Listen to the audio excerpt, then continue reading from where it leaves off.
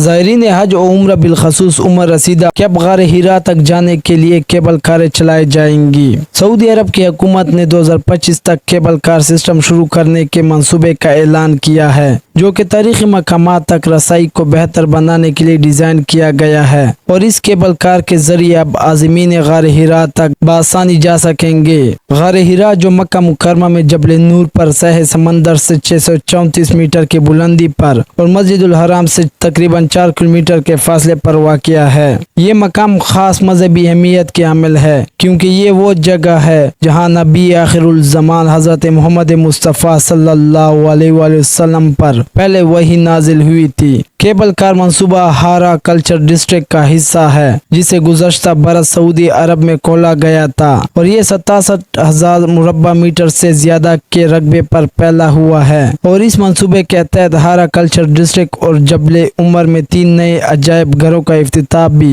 2025 میں ہی کیا جائے گا۔ غار ہرا کی زیارت کے لیے پہاڑ کی بلندی اور اس تک جانے والی پتھریلی سڑک بالخصوص عمر رسیدہ زائرین کے لیے مشکل مرحلہ رہی ہے، لیکن اس برس ایک پکی سڑک کا افتتاح کیا گیا ہے، جس سے کچھ سہولت ہوئی ہے۔ تاہم کار کیبل پروجیکٹ کھول دیے جانے کے بعد زائرین کے لیے مقدس پہاڑی کی بلندی تک جانے کے لیے سفر مزید آسان ہو جائے گا۔